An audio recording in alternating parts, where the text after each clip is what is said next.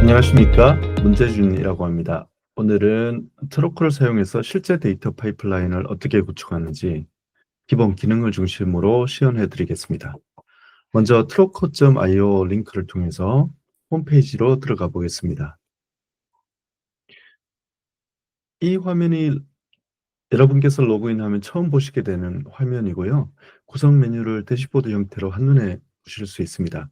또한 현재 나한테 주어진 파이프라인의 처리 현황도 확인이 가능합니다. 예를 들면 처리 시간 요약, 전송 시간 요약, 전송량 요약 등을 한눈에 보실 수가 있습니다. 자, 그럼 대시보드에 노출이 되어 있는 메뉴부터 먼저 살펴보도록 하겠습니다.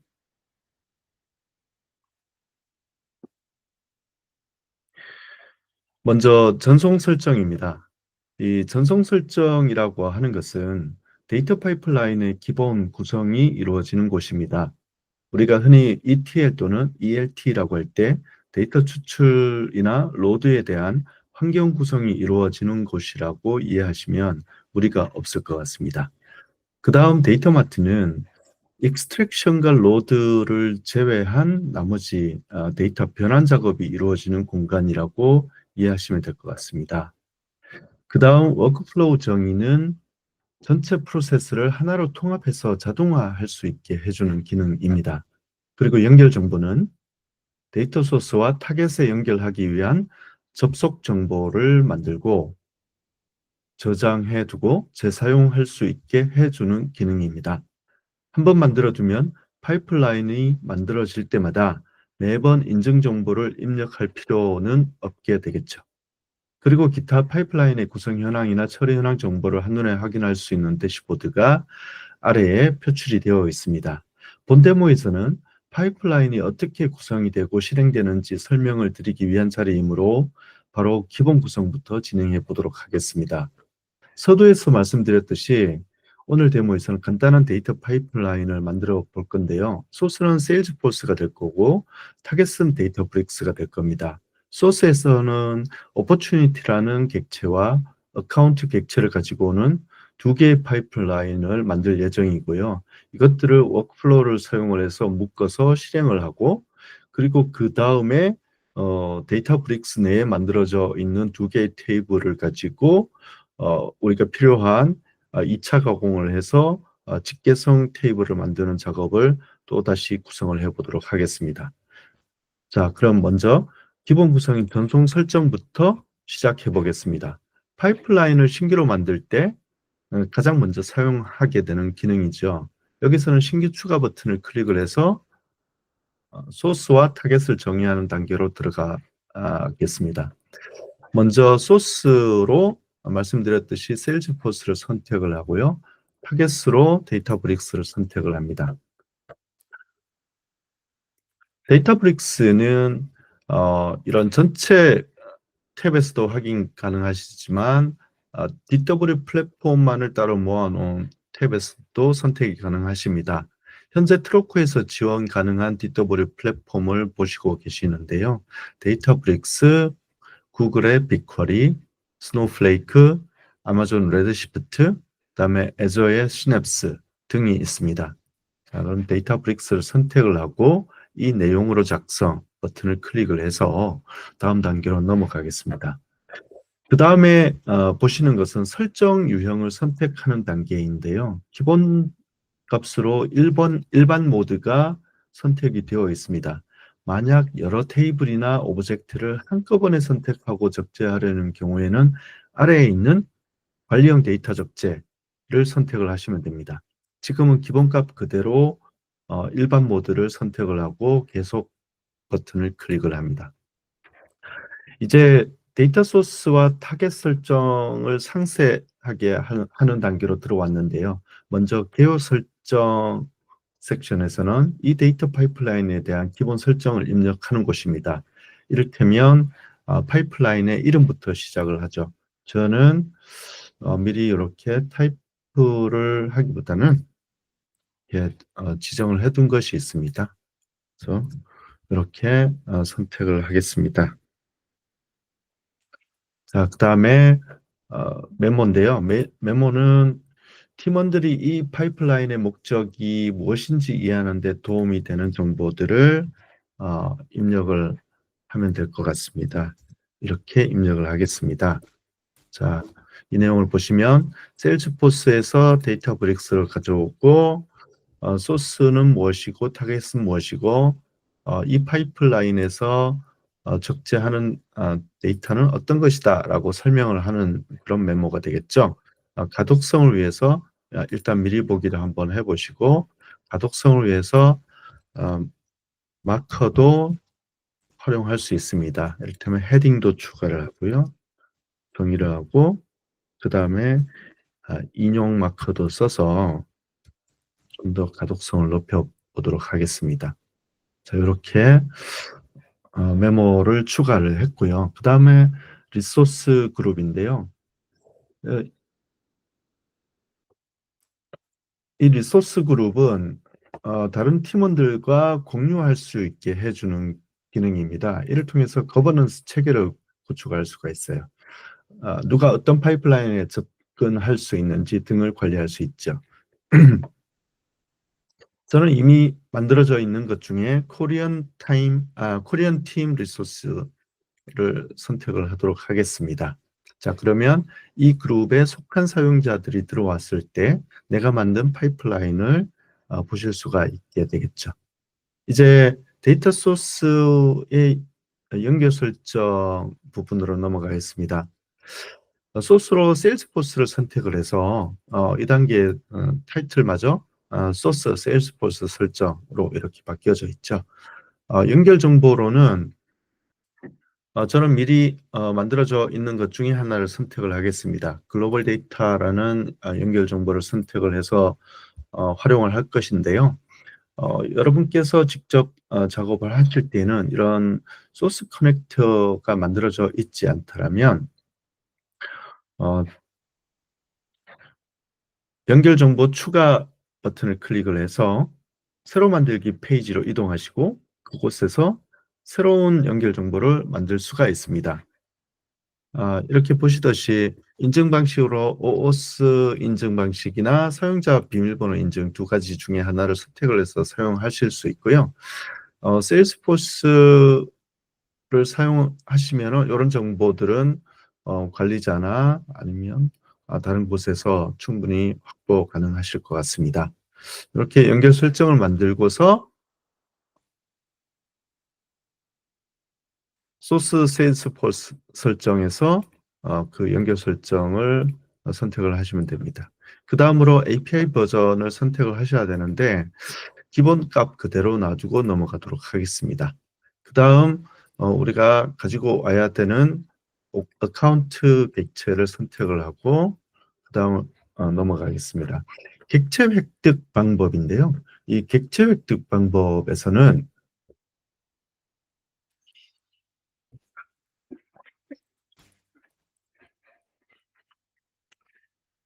오브젝트 항목의 전체 전송을 선택을 하시거나 아니면 개별 쿼리를 작성을 해서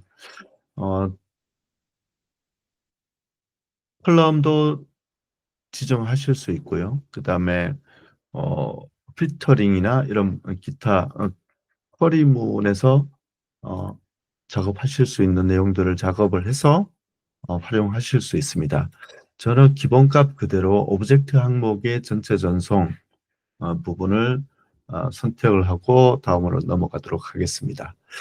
그 다음 보시게 되는 게 삭제 및 보관된 레코드 추출은 추출하지 않음으로 선택을 해놓고 그 다음 형 변환 모드에서는 유형 추측 결과 사용으로 선택을 하고 넘어가겠습니다. 이렇게 하면 세일스포스에 있는 것과 동일한 데이터 타입으로 가져오게 됩니다.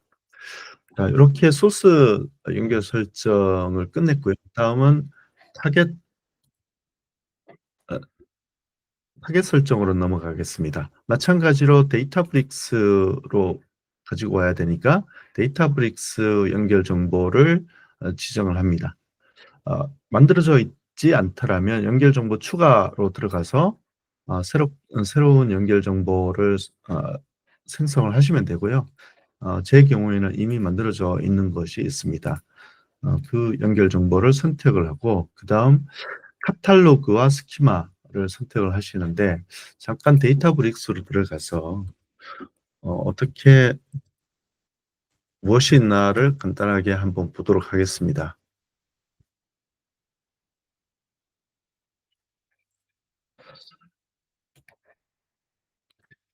제가 관리하고 있는 계정으로 들어왔는데요. 이 카탈로그에서 세일스포스로 들어와 보면 이렇게 디폴트라는 객체가 있습니다.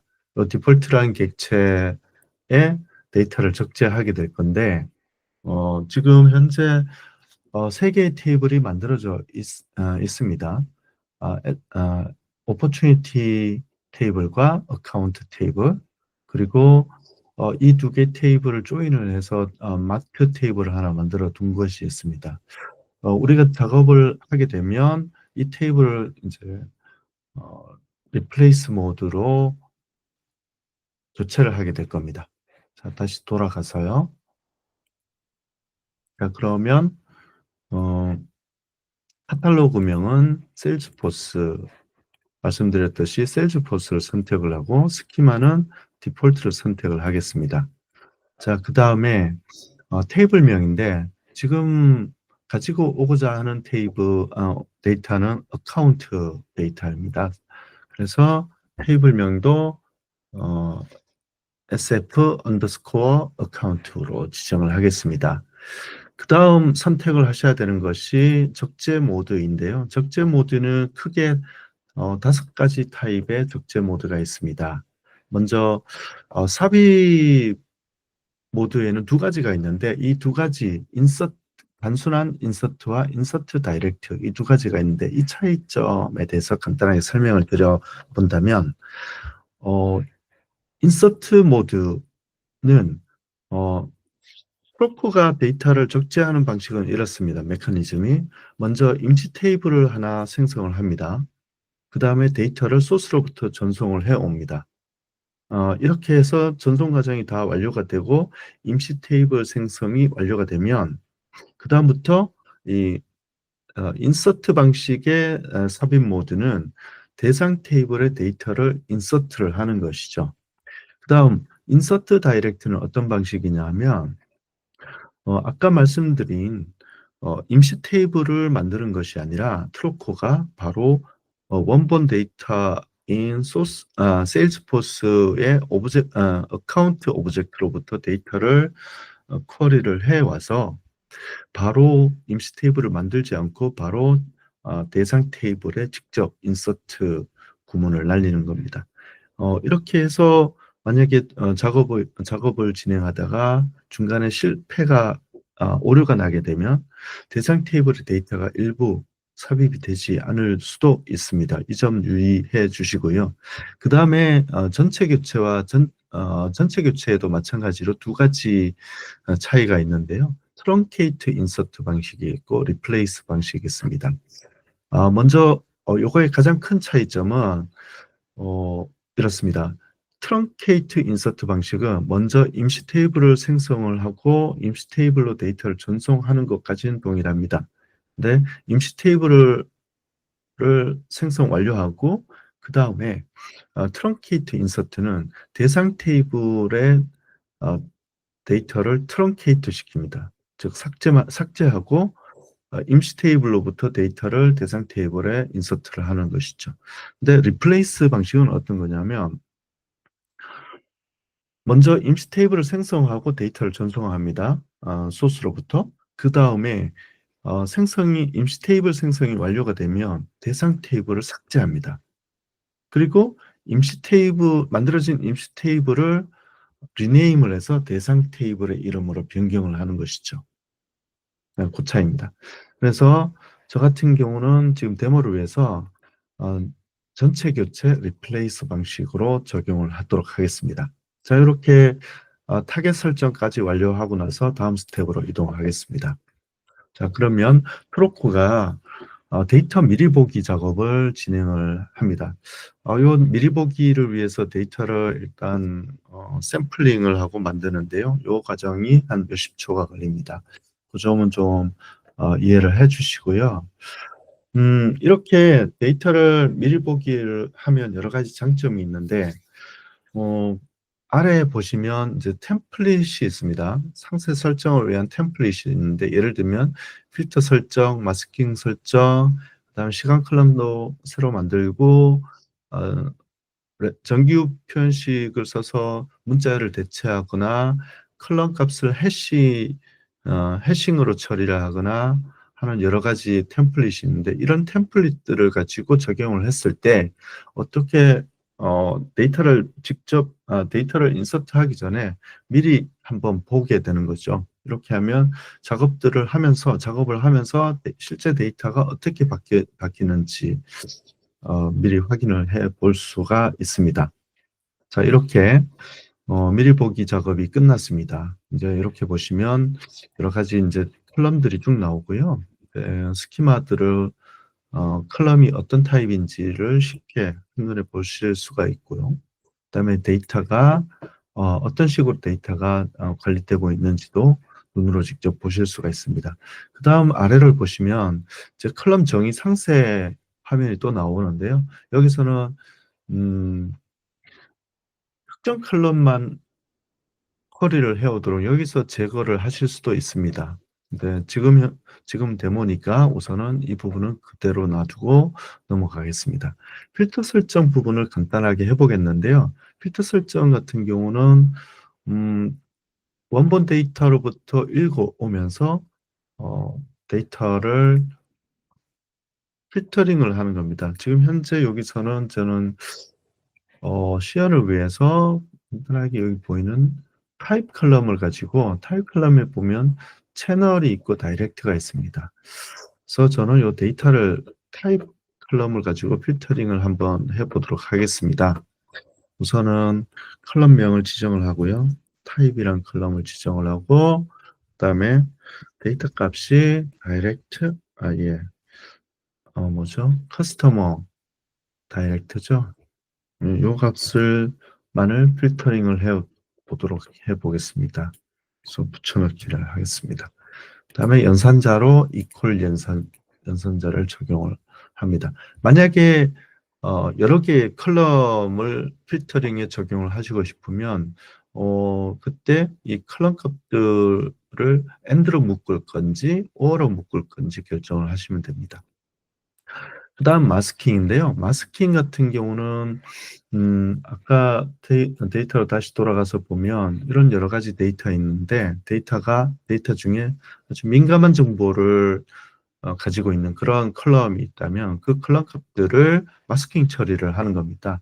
저는 시연을 위해서 여기 보시는 어, 전화번호 중에 특정 값들 부분만 마스킹 처리를 해보도록 하겠습니다.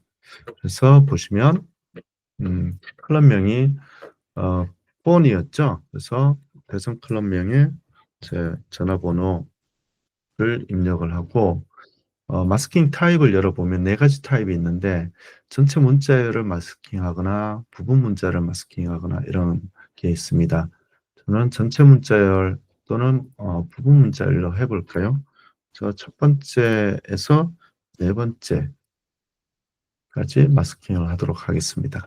그 다음에 시간 컬럼 설정인데 이 부분은 이제 어떤 데 많이 사용을 할 수 있냐면 데이터를 읽어와서 새롭게 데이터를 만들 때 이 컬럼에 있는 값만을 보고서 이 데이터가 언제 적재가 되었는지 한눈에 보실 수 있도록 새로운 날짜 컬럼을 추가를 하시거나 하실 수가 있습니다. 저는 created라는 컬럼으로 하나 만들어 보도록 하겠습니다. 타임스탬프를 적용하시거나 아니면 스트링을 적용하실 수도 있는데 저는 기본값 그대로 타임스탬프를 적용해 보도록 하겠습니다.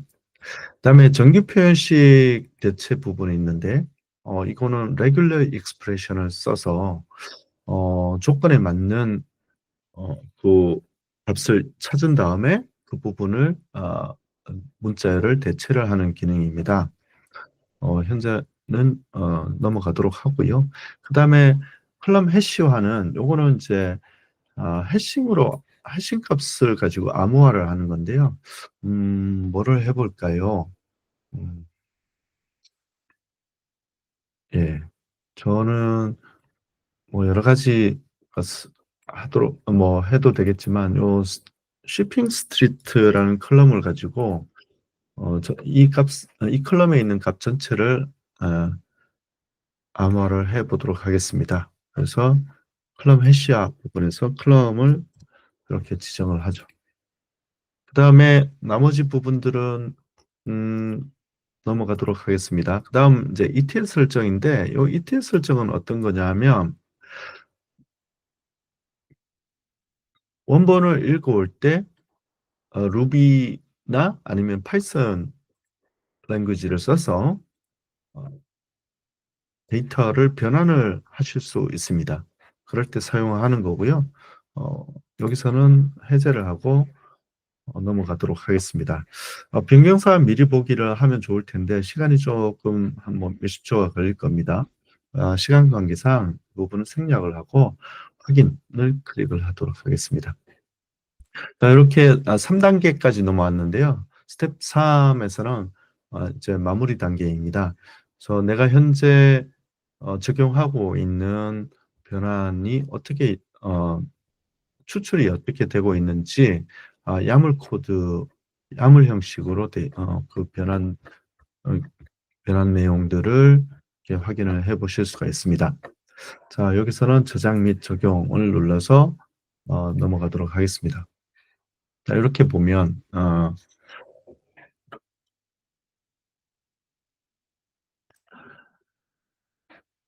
어, 이제 파이프라인이 하나 만들어졌는데요. 이 파이프라인은 제 세일스포스에서 어카운트 객체를 가지고 와서 지정된 데이터셋과 테이블을 데이터브릭스에 로드하는 용도로 사용이 되고 있습니다. 그래서 소스로는 세일즈포스고요. 타겟으로는 데이터브릭스로 지정이 되어 있습니다. 그 다음에 어떤 템플릿을 적용을 했는지, 그 다음에 적재 모드는 뭐로 적용이 되고 있는지 한눈에 보실 수가 있습니다. 그래서 실행을 하게 되면 미리 보기가 어떻게 바뀌어지는지를 볼 수 있는데요. 음, 네.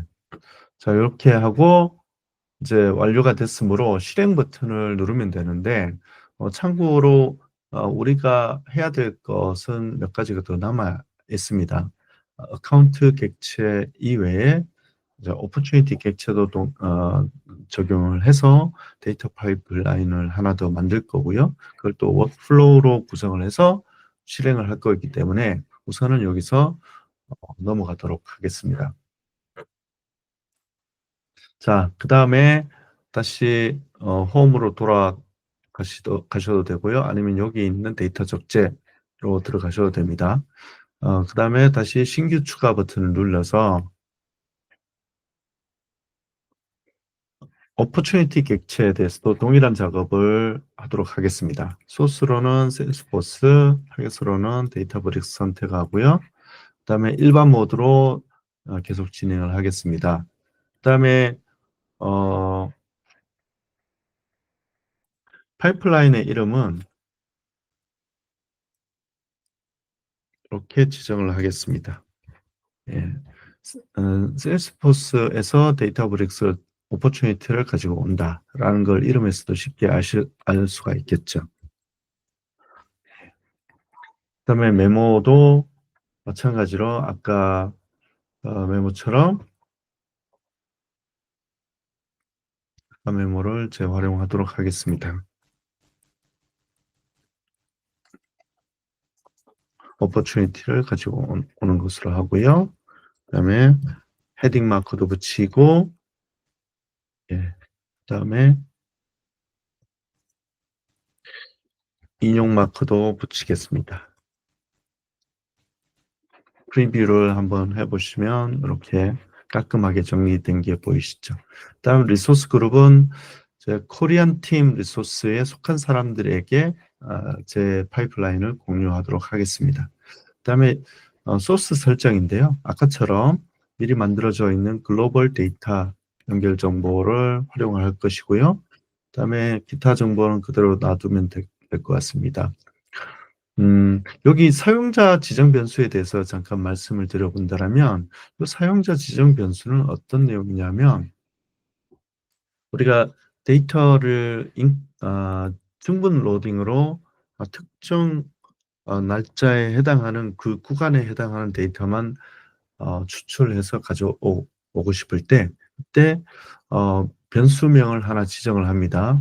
변수명을 지정할 때 시간 날짜 타입으로 지정을 하고, 를 만약에 1일 이전, 그리고 시간대는 서울 한국 시간 기준으로 실행 시간 바로 직전 날짜에 해당하는 데이터만 가지고 오겠다라고 할 때 이렇게 변수명을 선언을 하게 됩니다. 그래서 스타트 데이트와 엔드 데이트를 라는 사용자 지정 변수를 선언을 하고, 그 만들어진 사용자 지정 변수를 나중에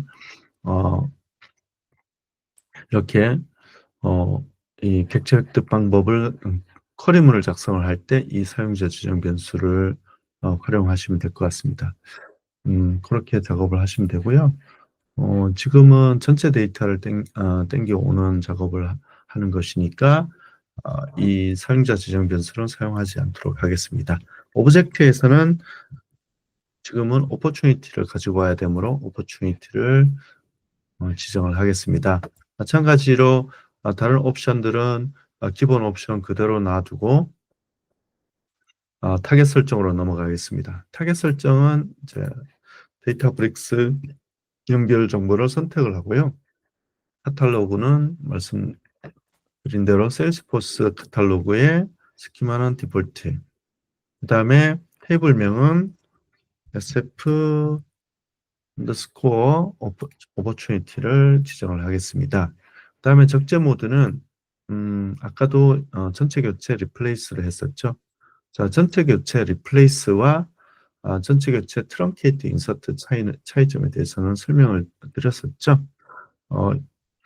임시 테이블을 만들어서 원본으로부터 데이터를 임시 테이블을 만드는 것까지는 동일하고요. 리플레이스는 대상 테이블을 일단 삭제를 하고 만들어진 임시 테이블을 리네임 방식으로 대상 테이블 이름으로 바꾼다라고 했습니다. 자, 그렇게 지정을 하고요. 다음 스텝으로 넘어가겠습니다. 자, 마찬가지로 이렇게 이제 초기 데이터를 미리 보기 하는 작업들을 진행을 할 건데, 이것도 한 몇십 초 걸릴 예정이 있습니다. 그 부분은 감안을 해 주시고요. 아까 어카운트를 가지고 올 때처럼 뭐 여러 가지 템플릿을 적용을 하면 좋을 텐데, 시간 관계상 이 부분은 생략을 하고 넘어가도록 하겠습니다. 자, 이렇게 만들어졌다고 가정을 하고 확인을 누르겠습니다. 그 다음에 적용 버튼을 누르겠습니다.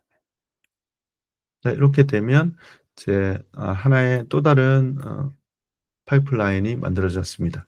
이렇게 만들고 나서 그 다음 우리가 해줘야 되는 작업들은 일단 전송 설정 목록으로 가서 만든 게 어떤 게 있는지 눈으로 한 번 더 확인을 해보겠습니다. 먼저 어카운트 ACCT1이라는 파이프라인 하나 만든 것이 보여지고요. 요거는 이제 세일스포스에서 데이터브릭스로 가지고 오는 거다. 그 다음에 오퍼추니티도 마찬가지로 방금 만든 게 눈으로 보이시죠? 이렇게 두 가지가 있습니다. 자, 홈으로 다시 돌아가서 이제 이 두 개의 파이프라인을 묶는 작업들을 할 텐데요. 그런 작업들은 이 워크플로우에서 진행한다라고 말씀을 드렸습니다. 그래서 신규 추가 버튼을 클릭을 해서 새로운 워크플로우를 하나 만들 텐데, 이것도 마찬가지로 이렇게 세일스포스에서 DB 데이터브릭스로 가지고 오는 워크플로우를 하나 만들었다라고 하고 이름을 지정을 하고 나머지는 옵션들은 다 기본 설정 그대로 놔두겠습니다. 어, 동시 실행 횟수 제한도 있고요. 그다음에 타임아웃 설정, 그다음 중복 작업 실행 부분도 있고요. 여러 가지가 있습니다. 우선은 기본적으로 기본 옵션을 그대로 두고 리소스 그룹만 원하는 그룹에 추가를 해주고요. 그다음에 구분을 위해서 라벨도 지정을 합니다. 그다음에 저장 버튼을 눌러서 상세 설정 화면으로 들어가도록 하겠습니다. 예, 지금 보시는 화면이 플로우 편집 화면인데요. 이제 워크플로우를 편집할 수 있는 캔버스로 들어온 겁니다. 여기서 기존에 만들어진 두 개의 파이프라인을 추가를 하겠습니다. 프로코 전송 작업을 클릭을 해서 방금 만든 두 개의 파이프라인을 추가하도록 하겠습니다. 자, 이렇게 보면 첫 번째 선택이 된 파이프라인만 이제 시작해서 바로 연결이 되어 있고요. 저는 동시에 작업을 할 거니까 스타트해서 이렇게 연결을 또 합니다.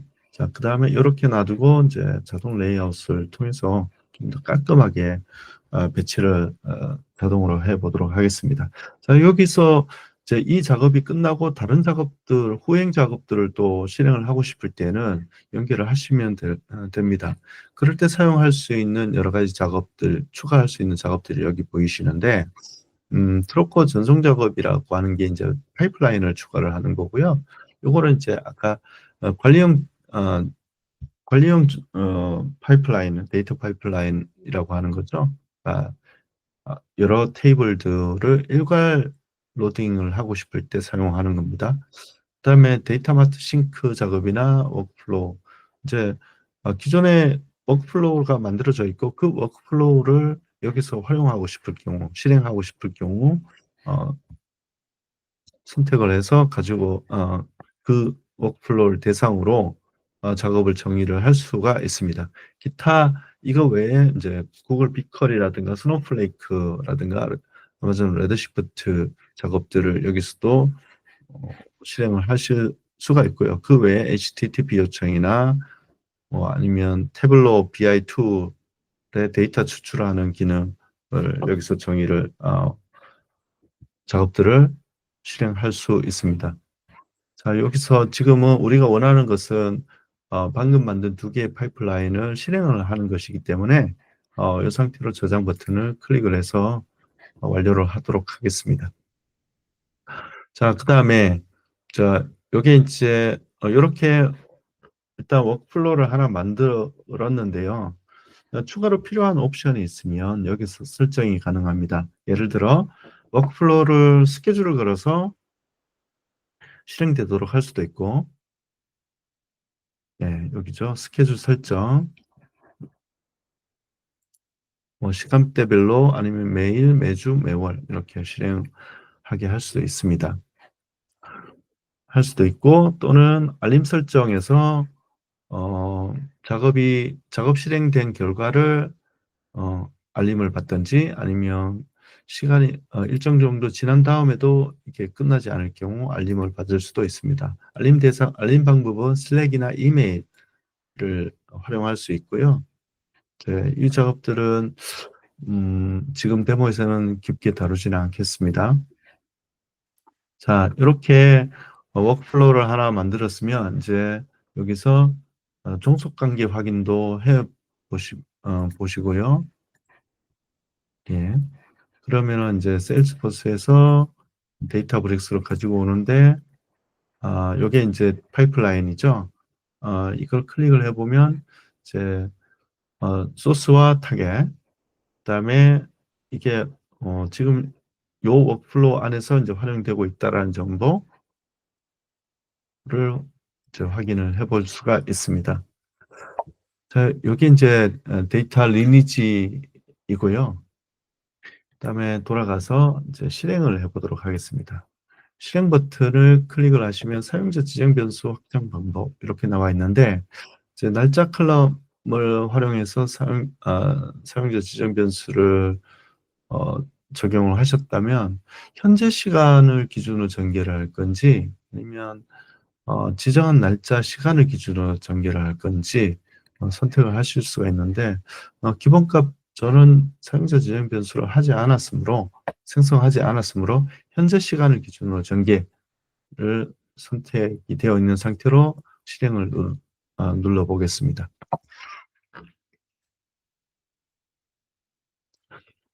자, 이렇게 되면 이제 워크플로우 캔버스가 다시 열리고요. 여기서 각각의 파이프라인을 한번 클릭을 해 보시면 좀 더 상세한 정보들을 확인을 해 보실 수가 있습니다. 이를테면 어, 지금 현재 첫 번째 워크플로우는 이렇게 실행이 되고 있는 게 보이고요. 그래서 밑에 지금 현재 실행 시간은 이렇고요. 이거는 예, 쭉 내려가 보면 어, 이 파이프라인이 실행이 되면서 어떤 작업들이 일어나고 있는지 로그로 남겨진 게 보일 겁니다.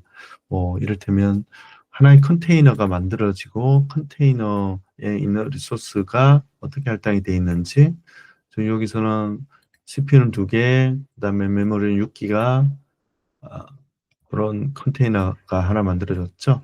그다음에 엠벌크라는 게 활용이 되고 있습니다. 그래서 쭉 활용이 되고요. 그다음 어떤 어, 데이터가 어떤 파일에서 읽어들여져서 SQL이 어떻게 날아가고, 그다음에 임시 테이블이 어떻게 만들어지고, 그다음에 어, 테이블을 일단 완료하고 난 다음에 임시 테이블을 삭제하는 것까지 쭉 진행을 해서 결과가 완료가 됐다라는 게 표시가 되고요. 그다음 두 번째는 아직 이제 실행 중인데 마찬가지로 예, 현재 어떻게 완료가 되고 있는지, 이것도 실행이 다 완료가 됐습니다. 한번 리프레시를 해보면 아직 완료가 안 됐네요. 좀 더 지켜보도록 하겠습니다.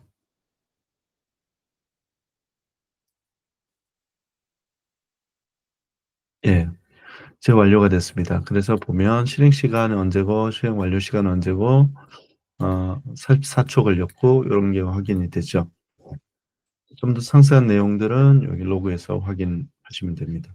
그래서 작업이 다 완료가 되면 제 컨테이너를 삭제하는 것까지 자동으로 진행이 됩니다. 자, 이렇게 이제 실행이 됐으면 실제 그 데이터 브릭스로 들어가서 데이터가 어떻게 변경이 됐는지 보실 수가 있습니다. 그래서 어카운트 객체를 열어보면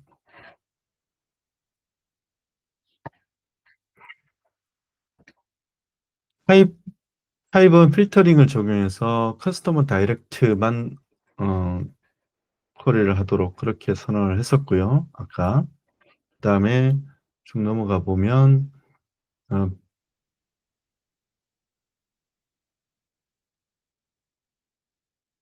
쇼핑 스트리트는 이제 해시 알고리즘으로 암호화가 됐고, 쭉 넘어가 보면 이렇게 전화번호에도 마찬가지로 마스킹 처리가 된 것을 확인을 해 보실 수가 있습니다. 다시 돌아가서요. 자, 이렇게 워크플로우까지 실행이 되는 것을 진행을 해봤고요. 그 다음으로는 데이터브릭스 내에 지금 현재 보면 2개의 테이블이 만들어져 있을 텐데, 이 2개의 테이블을 기반으로 데이터를 사용자가 분석 목적에 맞도록 2차 가공을 하는 과정을 어, 보여드리도록 하겠습니다. 제가 사실 이 데모를 만들게 된 계기가 있습니다. 실은 데이터브릭스를 제가 사용한 지 얼마 되지 않아서요. 지니라는 기능이 있죠. 지니라는 기능을 써서 사실 그 작업들을 하고 있었습니다. 어떻게 하고 있었는지 잠깐 보여드리면, 어, 이걸 보시면, 예.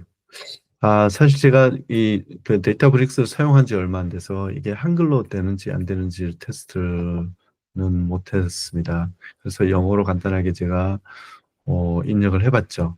그래서 우선은 데이터를 이렇게 쿼리를 하는 거를 지니한테 좀 시켜 봤고요. 네, 그다음에 또 제가 했던 거는 뭐냐면 어 그 어카운트 테이블과 오퍼튜니티 테이블에서 어 데이터를 셀렉트하는 거를 한번 주문을 했었습니다. 주문을 했더니 이렇게 쿼리를 만들어서 어 쿼리를 만들어 줬고요. 이 쿼리를 만든 거를 기반으로 저는 뭐를 주문을 했었냐면은 여기 있네요. 예. 왔다리 죄송합니다. 예. 여기서 인제 어떤 것들을 주문을 했었냐면 음 새로운 테이블을 하나 만들어 줘라고 이제 했었습니다. 그래서 인제 어떤 음 테이블을 만들고 싶었냐면 이 두 개 테이블을 조인을 해서 좀 집계를 하는 그룹 바이 썸 형식을 써서 테이블을 한 수준 더 한 레벨 더 높은 방식으로 집계를 하는 쿼리문을 작성을 하고 그걸 가지고 테이블 하나 만들어 줘라고 요청을 했더니 이제 에러가 좀 났었습니다. 그 에러가 인제 어떤 거였냐면은 이제 리드 온리 세션 모드에서 인제 "크리에이트 테이블을 할 수 없다." 뭐 이런 메시지가 뜨더라고요. 그래서 인제 언뜻 든 생각이 '그러면 이렇게 실제 복잡하게 쿼리문을 직접 작성을 하도록 하고 아니면 내가 SQL 에디터에 들어가서 이런 테이블을 만드는 것들을 직접 수행하기보다 어 내가 수행하고 싶은 쿼리문만 있으면 이걸 프로그에서도 할 수 있지 않을까.'라고 생각이 들어서 실제 파이프라인을 만들고 워크플로우를 만들어서 실행하는 것까지 한번 해 봤었습니다. 이제 어떻게 이제 하면 되는지 직접 한번 보시겠습니다. 먼저 파이프라인을 하나 새로 만들어 보겠습니다. 그래서 다시 인제 홈으로 돌아가서 파이프라인을 신규로 추가를 해 보겠습니다. 제 소스에는 이번에는 이제 데이터브릭스가 되겠죠. 데이터브릭스에 있는 어카운트 테이블과 오퍼튜니티 테이블을 조인을 하는 쿼리를 오늘 이제 써서 그 테이블로부터 데이터를 쿼리를 할 것이니까요. 그다음에 타겟도 데이터브릭스가 되겠습니다. 그래서 이 내용으로 작성으로 들어가서 하고요. 그다음에 이 쿼리를 만드는 거는 이제 이름을 인제 어떻게 지정을 할까요? 이름은 인제 이렇게 지정을 한번 해 보겠습니다.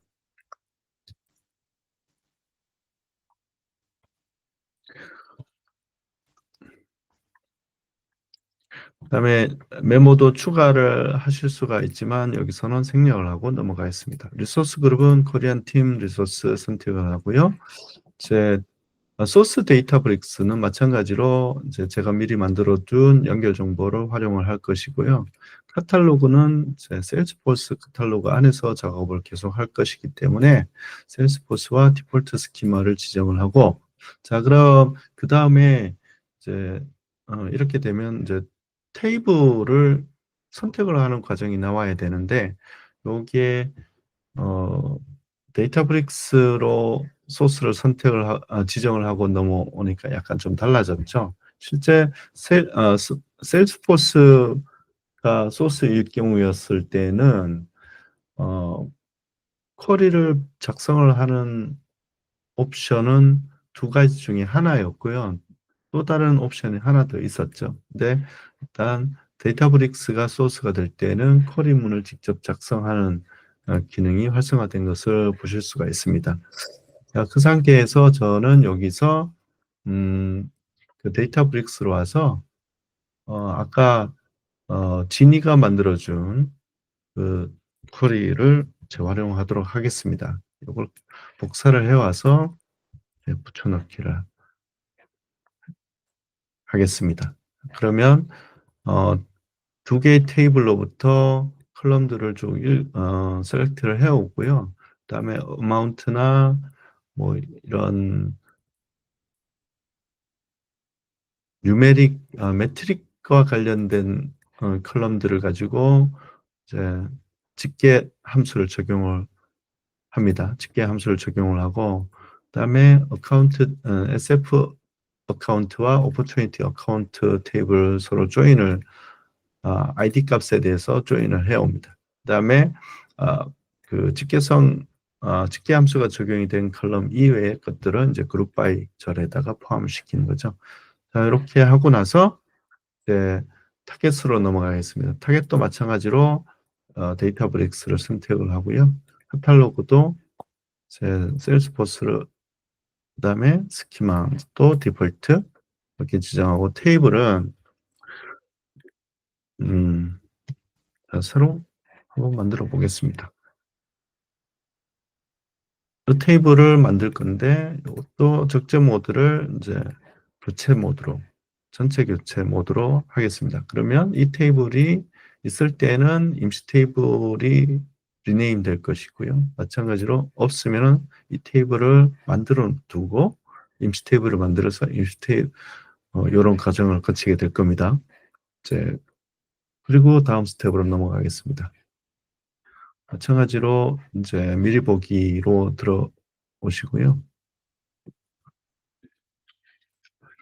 그다음에 이런 템플릿 변환 템플릿을 적용하는 것은 아까도 설명을 드렸으니까 기본값 그대로 두고 단지 어, 시간 컬럼만 추가를 하도록 하겠습니다. create 예,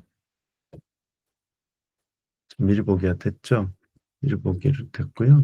미리 보기를 한번 보시면 이제 이렇게 집계 테이블이 만들어진 것을 보실 수가 있습니다. 자, 여기서 이제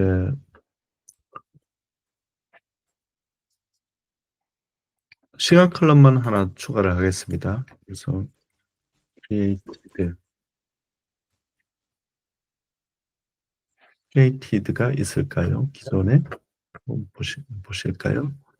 created date, 예, created라는 컬럼은 없네요. 자, 그래서 created라는 컬럼만 하나 더 추가를 하고요. 그다음에 확인으로 넘어가겠습니다. 자, 그러면 야물 형식으로 변경 사항이 이렇게 관리되는 화면으로 넘어왔고요. 이걸 적용을 눌러보겠습니다. 자, 이렇게 되면 새로운 파이프라인이 하나 만들어졌습니다. 자, 그러면 이 상태에서 우리가 더 해줘야 되는 작업들은 워크플로우를 관리를 할 건데요. 이 워크플로우를 보시면 아까 잠깐 우리가 다뤘던 게 이 워크플로우입니다. 이 워크플로우는 이제 어카운트 테이블과 오퍼추니티 테이블을 데이터 브릭스에 만드는 거죠. 여기서 이제 우리가 선택할 수 있는 건 두 가지 방식입니다. 이 상태에서 여기에다가 파이프라인, 지금 방금 막 만든 파이프라인을 후행 작업으로 지정을 하고 여기서부터 이렇게 선행 작업이 다 완료가 되고 나야지 실행이 될 수 있도록 하든지 아니면은 워크플로우를 새로 만들어서 지금 여기 보시고 있는 요 워크플로우를 신규 워크플로우에서 하는 방법 두 가지가 있는데 두 번째 방법을 한번 적용을 해보도록 하겠습니다.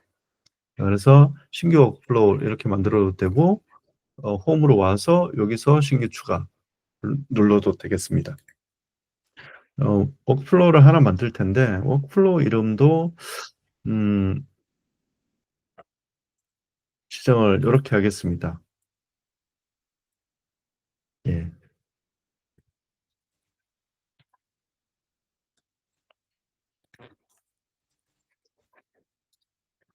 이렇게 워크플로우를 하나 만들고요. 그다음 메모도 직접 작성을 하시고 이제 나머지는 그냥 기본으로 다 놔두고 넘어가도록 하겠습니다. 리소스만 예, 거버넌스 유용하니까 이렇게 추가를 하고요. 그다음에 저장을 누르겠습니다. 자, 그다음에 어, 이번엔 이제 어떻게 할 거냐면은 이미 만들어져 있는 워크플로우를 선택을 하겠습니다. 요거죠. 어, 추가를 하고요. 그다음에 이 워크플로우를 실행을 할 겁니다. 실행을 하게 되면 아까 보여드렸던 그런 작업들이 다 완료가 될 겁니다. 이 워크플로우가 실행이 되고 나서 그다음에 방금 집계하는 이 데이터 파이프라인, 이 파이프라인이 실행이 되도록 할 겁니다. 자, 그러면 이 워크플로우가 실행이 되고 이게 실행이 되도록 이렇게 하고 자동 레이아웃으로 좀 정리를 해봅니다. 이렇게 되면 시작되고 이전에 만든 워크플로우가 실행이 되고 그 실행이 되고 나서 방금 만든 데이터를 집계하는 데이터 파이프라인이 실행이 되는 거죠. 네. 그리고 이제 저장을 누르겠습니다. 자, 그러면 워크플로우가 하나 만들어졌습니다. 만들어졌고요. 이 상태에서 실행을 누르게 되면 이제 이렇게 순차적으로 진행이 되겠죠.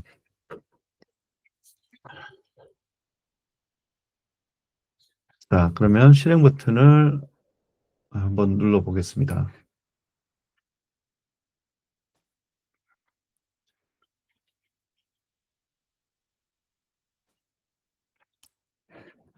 자, 제 대기 중으로 떴고요. 그죠?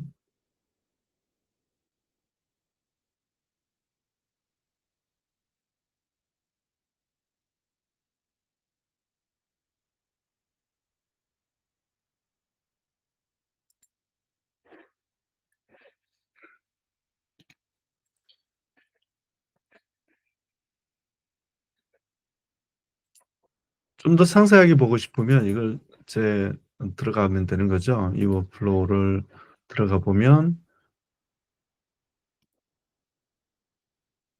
작업 목록에서 보면 최근 작업 목록, 이게 이제 지금 현재 실행이 되고 있는 작업이죠.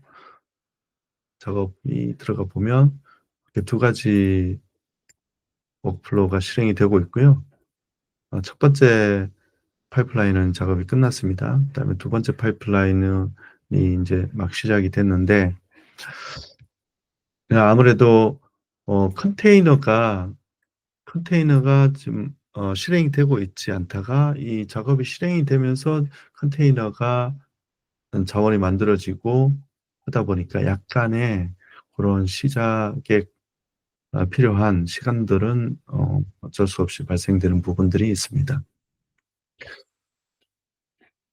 자, 이렇게 이제 요 파이프라인도 이제 완료가 됐죠.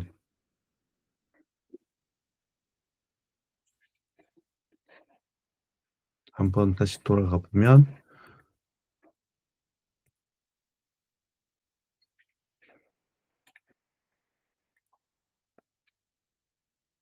예,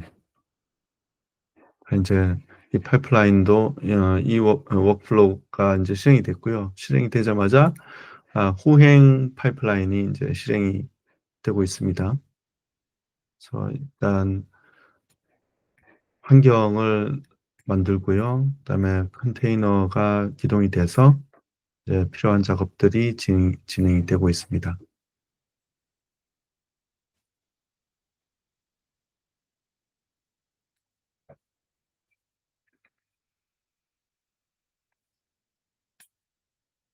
자, 그래서 보시면 임시 테이블이 이렇게 만들어지고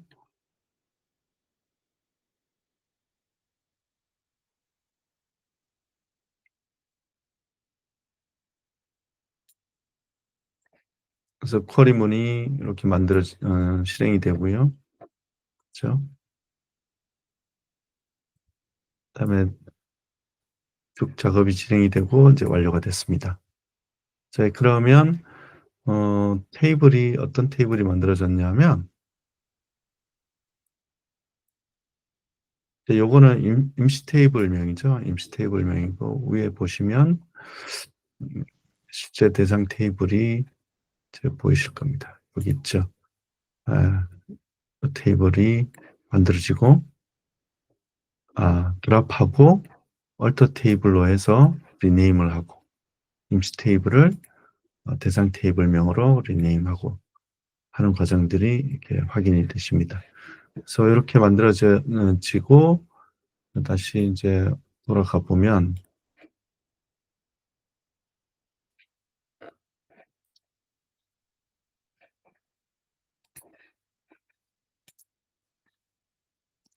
최근 작업 목록에서 보시면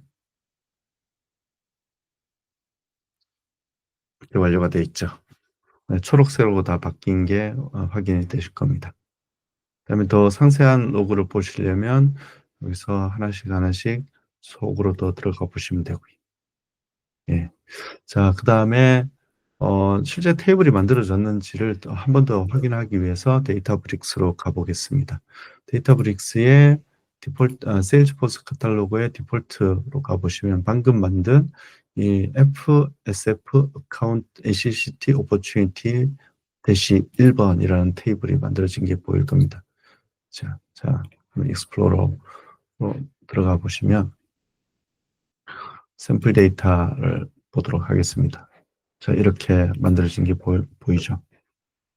쭉 가보시면 이제 created라는 컬럼도 이제 만든 게 보이실 거고. 자, 여기까지가 이제 워크플로우를 실행을 해서 어, 작업들을 진행하는 것을 보여드렸는데 이와 같이 이 워크플로우에는 더 많은 기능들을 추가를 할 수가 있어요. 아까도 잠깐 말씀을 드렸지만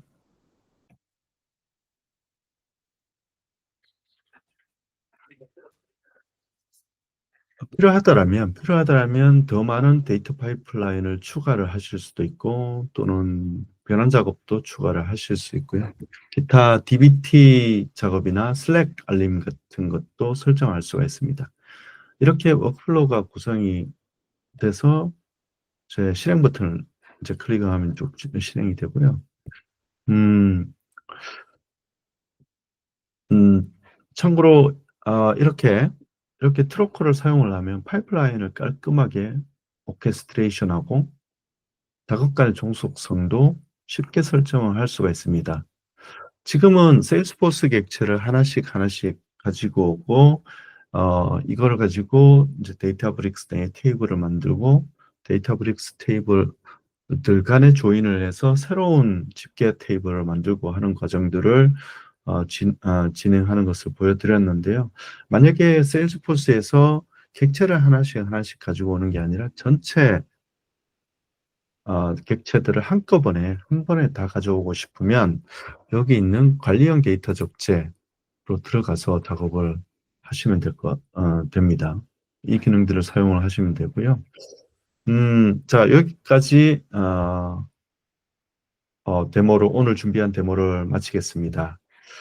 한번 정리를 해보면 오늘은 트로커의 가장 기본적이고 필수적인 기능만을 활용해서 세일즈포스에 있는 소스로부터 데이터를 이동해서 데이터브릭스로 적재를 하고 그곳에서 테이블 간의 조인으로 원하는 집계 데이터를 만들어서 새로운 테이블을 만드는 전체 과정을 시연해 봤습니다. 데이터브릭스라는 훌륭한 DW 플랫폼을 트로커와 함께 사용하시면 더 쉽고도 강력한 데이터 분석 환경을 구축하고 운영할 수 있을 것 같습니다. 예, 여기까지 감사합니다.